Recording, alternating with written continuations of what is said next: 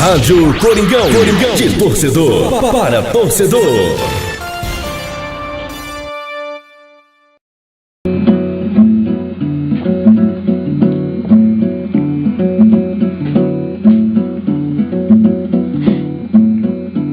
Se às vezes na minha alegria meu riso é alto, se defendo as cores do manto até mesmo nos ais, se fico quando o samba é bom, se me encanto cantar da sereia, é porque eu tenho o sangue alvinegro nas veias. Caminho de norte a sul, do castelo à favela, e coração corintiano não muda jamais. É Neto, Basílio e Tupã, na arte o doutor presenteia. Coisa mais linda é ter sangue alvinegro nas veias. O resto é areia, é porque eu tenho o sangue alvinegro nas veias. O resto é areia, oh. Coisa mais linda é ter sangue alvinegro nas veias. Não brigo de graça, não faço questão da janela, mas não venha desavisado em meu calo pisar.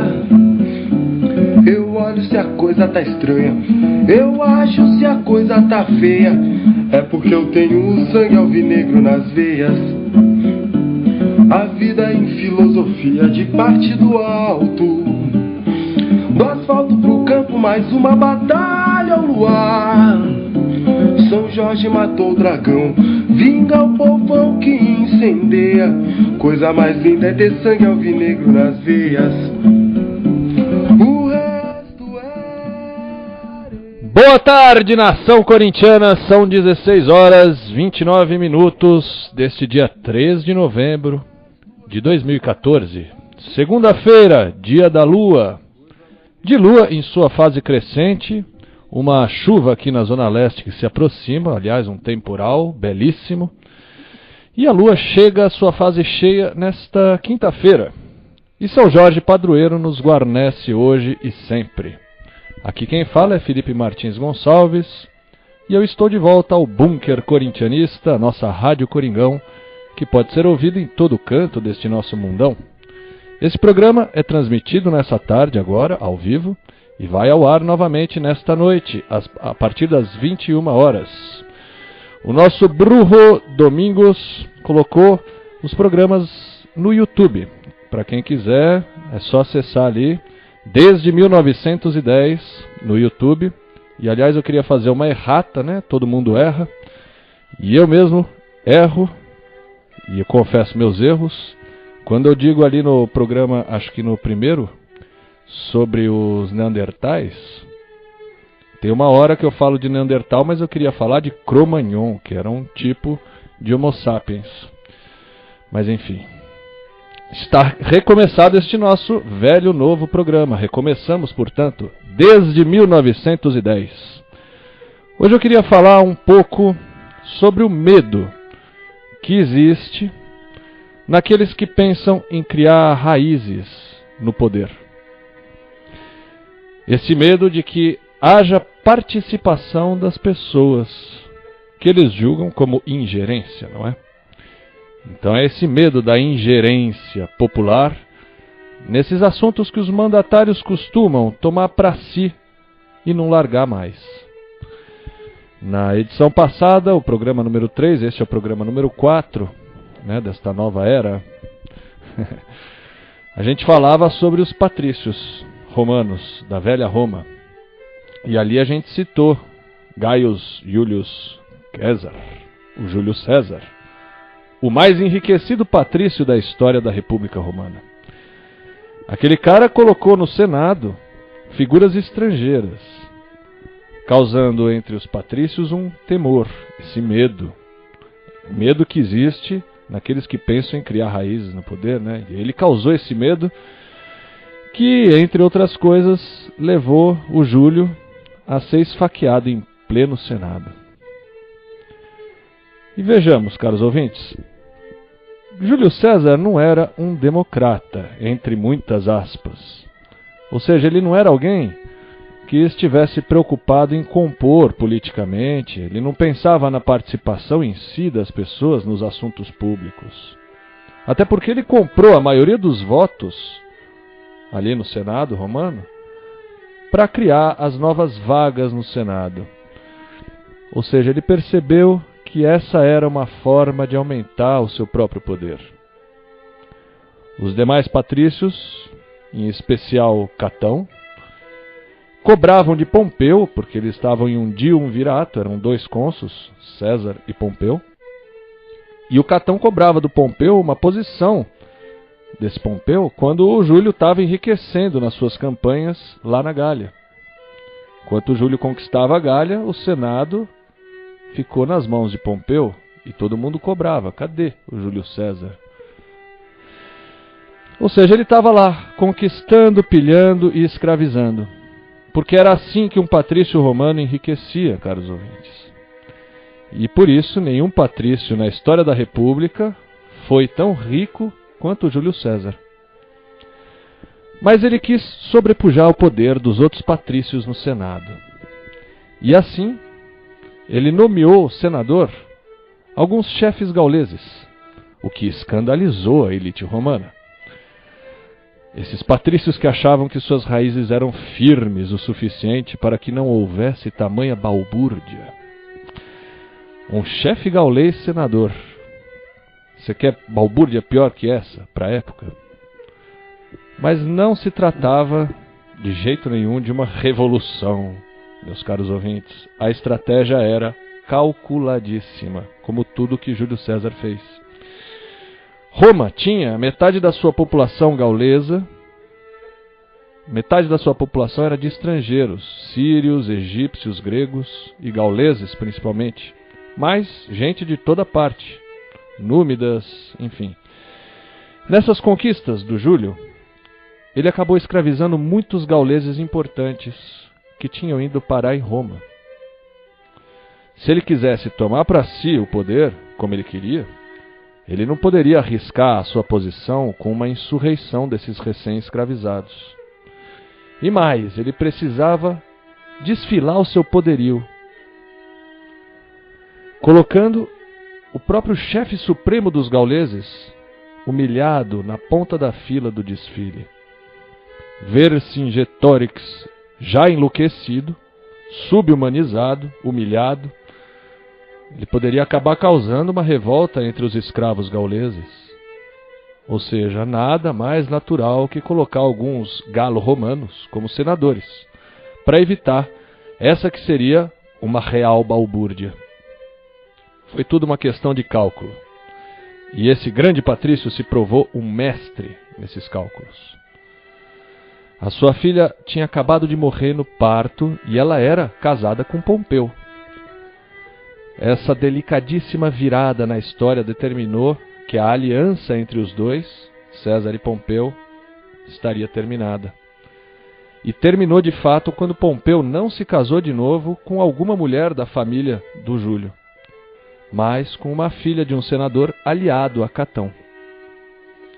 A partir desse momento, no curso dos acontecimentos, Júlio precisava derrubar Pompeu. Senão, Pompeu o derrubaria. Não era só uma questão de batalhas, e até nisso Júlio derrotou Pompeu. Era uma questão de apoio popular. E a população de Roma, escravos e plebeus, passavam fome e privação por conta da ausência de tudo. As coisas faltavam porque os patrícios eram gulosos o bastante para deixarem as coisas faltar. E calculavam mal o que pudesse acontecer. Ou seja, eles tinham o rei na barriga, exatamente como os nossos políticos de hoje em dia. Exatamente como a diretoria do Corinthians de hoje. Mas Júlio não precisava ter ideais democráticos para, entre muitas aspas, democratizar o Senado romano. E como eu já disse, não era nem de longe o intuito dele fazer isso. Democratizar não era com ele. Aliás, não era com romano nenhum. Júlio precisava era colocar um fim naquela aparente revolta que estava prestes a eclodir. Ele precisou comprar os votos de uma maioria de senadores para poder colocar chefes gauleses como senadores. Ele corrompeu o Capitólio. Ele corrompeu o Pontífex, pois em Roma tudo era muito facilmente corruptível. E como filhos adotivos da loba romana, como somos, tudo hoje ainda é muito facilmente corruptível. A loba, caros ouvintes, é a nossa mãe. Ela adota a todos. Ela não distingue cor, credo ou posição social. A loba faz isso desde que Roma é Roma. E Roma ainda somos nós. A única coisa que a loba distingue é para quem ela vai dar de mamar em seu peito e a quem ela dá de comer pelo seu reto. Eis o que é Roma, numa explicação muito sórdida, o bastante para ser clara. Mas Júlio conseguiu fazer o que quis, até se tornar o cônsul com mandato de imperator. Imperator, esse era um título especial para quando houvesse um problemão sério o suficiente para que alguém detivesse o controle absoluto da lei e da ordem através do Senado romano. Imperator era um título que na história da República tinha sido usado algumas pouquíssimas vezes, e naquele momento fazia alguns séculos que não se precisava usar. Imperator. Por isso o temor alardeado pelos livros de história com relação à vontade de Júlio ser rei. Não era isso que o Júlio queria. Não era ser rei. Se você lê isso em algum livro de história, saiba que esta foi uma desculpa de quem se opunha ao poderio econômico do Júlio, mas que também seria facilmente corrompido pelo próprio Júlio. E se essa pessoa falou algo semelhante a isso, dele querer ser rei, é porque, por alguma razão, Júlio não o corrompeu. O fato de não ser escolhido na corrupção deixava qualquer patrício romano bastante entristecido, para não dizer puto da vida. Não ser comprado é o mesmo que ficar de fora da patota. É exatamente o que aconteceu no Corinthians há algum tempo atrás, quando o atual deputado, então presidente, deixou de fora da patota figuras como o velhaco do Tribunal de Contas. Percebe isso, meu caro ouvinte? Então, quando você vê que o Júlio foi assassinado por querer ser rei de Roma, saiba que estão te ocultando uma dúzia de informações cruciais, algumas já foram citadas aqui, nesta e na edição passada. Saiba que estão te enganando quanto à versão da história.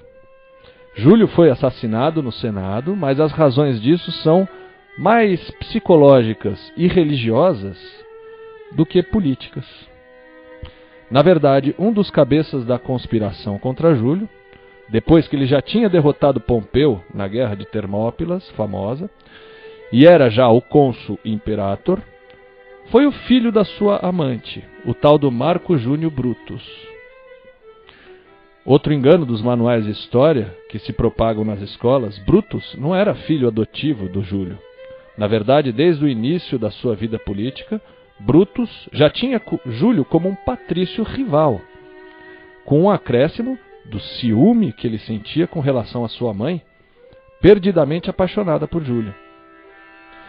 Aliás, talvez ela tenha encorajado a claque conspiracionista na época, fazendo do seu filho Brutus um dos cabeças daquela claque, porque no limite César iria perder a sua esposa e todas as alianças que esse casamento resguardava por uma aventura com a matriarca da família rival, os Júnio, não os Júlio. Tinham essas duas famílias em Roma, Júnio e Júlio.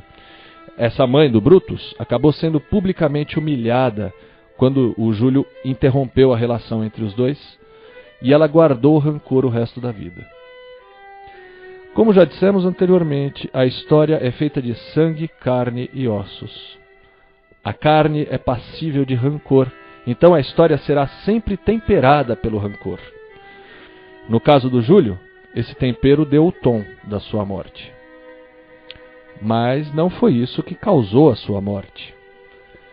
Ele foi esfaqueado em pleno templo do Senado romano, que deveria ser religiosamente resguardado por todos ali. Aliás, religio, é um termo completamente romano. Religião é um termo completamente romano, republicano, aliás. Mas enfim, foi um assassinato à luz do dia. Um dia de assembleia no Senado, inclusive. Assembleia convocada pelo Pontifex Maximus. Pontifex que estava presente no ato do esfaqueamento brutal. Tudo isso foi feito ao mais absoluto estilo romano. O sangue de Júlio jorrou nas pedras do Senado, pedras consagradas por Júpiter Optimus Maximus, e jorrou das facadas de mãos consagradas por Júpiter Fulgor. Mas não foi pela sua aventura conquistadora, por sua aventura política, ou por seu enriquecimento gritante e desproporcional em relação aos demais, que deveriam ser seus iguais. Não, eles não deveriam ser os seus iguais. Os romanos não tinham, nem nunca tiveram essa coisa grega, tipicamente grega, de um patrício ter de ser igual ao outro patrício. Os romanos não tinham isso. Em Roma, quem puder mais, chora menos. Isso é o ensinamento da loba, a nossa mãe adotiva. E é isso que a loba romana ensinou aos seus filhos adotivos. Essa coisa de iguais nunca existiu em Roma, caros ouvintes. E Júlio não poderia ter ido contra esse falso ideal. Por isso, ele não morreu por acharem que ele queria ser rei. Isso provavelmente foi oriundo do palavrório de Cícero. Considerado um grande sábio romano, seu palavrório não contaminou somente essa percepção em relação a esse momento histórico, mas contaminou também uma série de outras coisas, inclusive na filosofia, quando a gente pensa a respeito de Heráclito.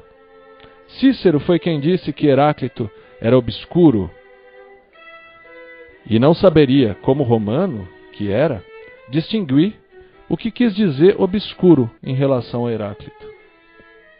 Mas esse é um outro assunto. Cícero foi o ideólogo moral desta conspiração contra Júlio. Mas o temor real de todos aconteceu porque Júlio foi tomar conta do Egito.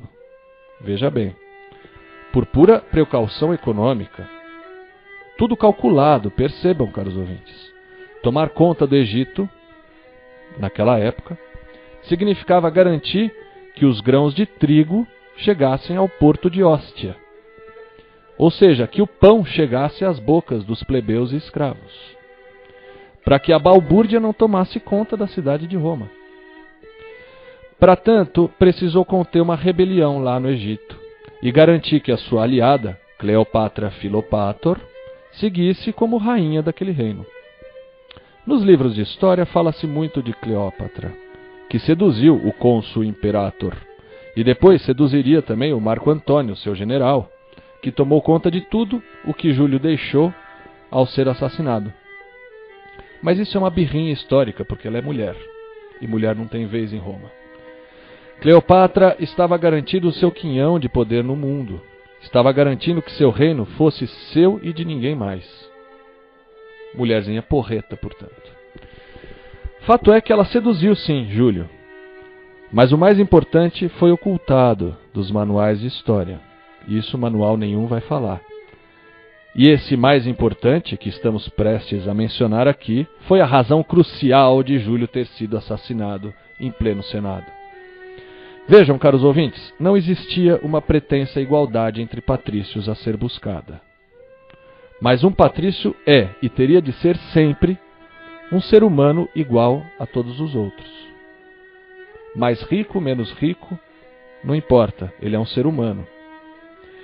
É esse o juramento perante Júpiter, o de ser humano e nunca pretender ser divino. Aí está a chave da morte de Júlio. A sedução de Cleópatra foi tão total que ele se imaginou como alguém que se pudesse fazer de si mesmo um faraó. E, caros ouvintes, faraó é Deus na terra.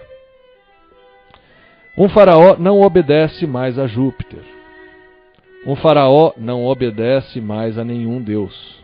um faraó é o próprio Deus. E foi nessa artimanha que o maior patrício da história da República caiu.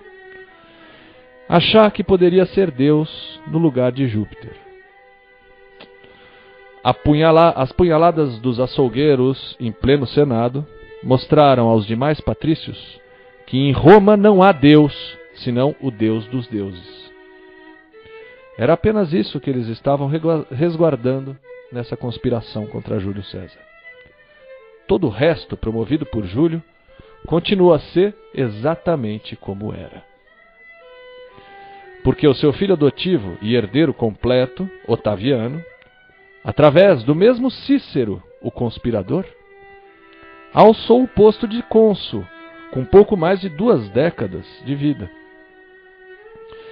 Ele derrotou o general Marco Antônio, derrotou os exércitos de todos os patrícios que se opuseram a ele, porque ele era tão rico quanto o tio-avô, Júlio César. E talvez fosse ainda mais esperto nas estratégias. Tomou para si o título de cônsul imperator, inaugurando a presença da guarda pretoriana nas pedras do Senado. Até então, não se podia entrar armado no Senado. Mas Otaviano garantiu a sua segurança perante os demais, num discurso fabuloso, que creio ter sido, acho que em 23 a.C., nessas pedras do Senado, testemunhas da carnificina a qual submeteram seu avô, o tio-avô Júlio. Mas ao invés de cometer a loucura, Otaviano, de se firmar como um deus, ele criou uma alcunha gloriosa de iluminado. Ele passou a ser Augustus, um título humano quase divino, próprio de alguém que cresceu ao lado do Júlio e sempre foi preparado para governar. E governou por 5 décadas, inaugurando uma nova era na história do Ocidente conhecido.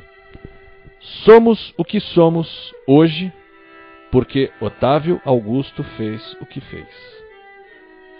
A partir dele é que chamamos Roma de império, pois a partir dele todo cônsul foi imperator. Enfim, todo esse introito para dizer o que segue, caros ouvintes.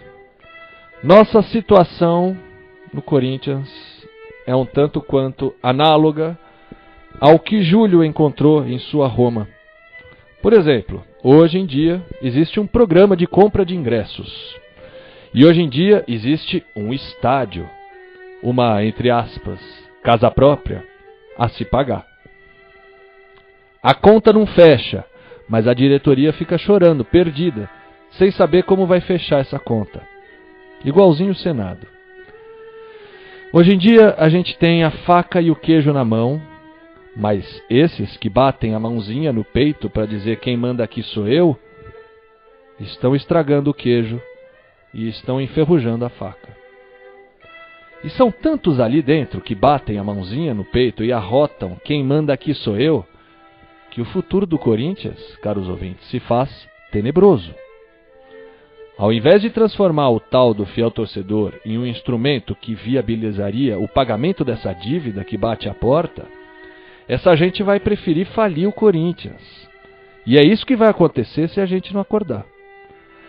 O fiel torcedor, caros ouvintes, deveria garantir 100% de ocupação no estádio em todos os jogos. Mas ele é usado para segregar a torcida.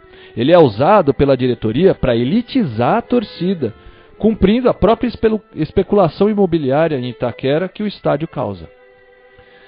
Está tudo de ponta cabeça e do avesso, como vínhamos dizendo faz tempo neste microfone. E que vantagem será que essa gente ganha em fazer isso? Eu arriscaria dizer que isso renderia uma baita de uma investigação. Mas o Conselho Deliberativo acha que também está ganhando com essa situação. E essa situação pioraria se por acaso uma autodenominada, entre muitas aspas, mas muitas aspas, oposição, fosse eleita no prélio que virá. Ou você acha que o Corinthians teve alguma vantagem ao ter o ex-presidente eleito deputado? Muito pelo contrário, caro ouvinte.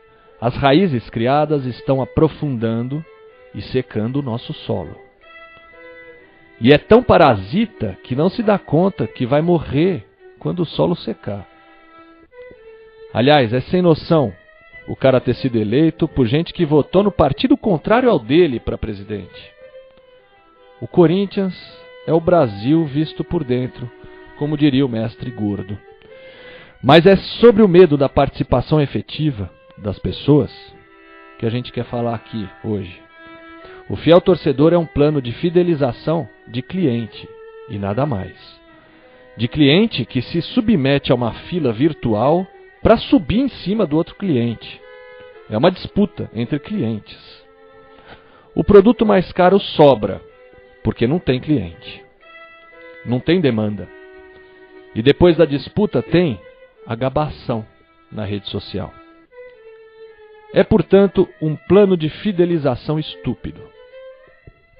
Por que não transformar o cliente num cidadão corintiano? Que ele pudesse votar para presidente do clube, pudesse votar para compor o conselho deliberativo, que a diretoria inteira passasse pelo sufrágio de quem vive o Corinthians. Qual o medo dessa gente com relação a isso? É medo de mostrar a cara, de mostrar alguns feitos, ou os mal feitos, obviamente. É medo de perder o acesso ao bolo.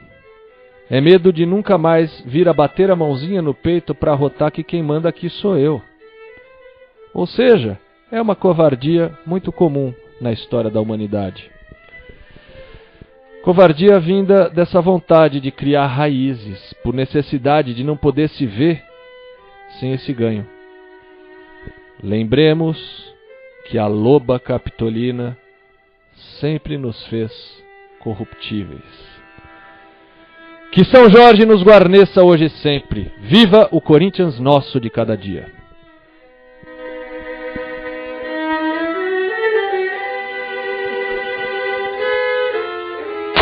Chega ao fim mais uma transmissão da Rádio Coringão. Mas fiquem ligados que vem muito mais por aí. Rádio Coringão, de torcedor para torcedor. Rádio Coringão, de torcedor para torcedor.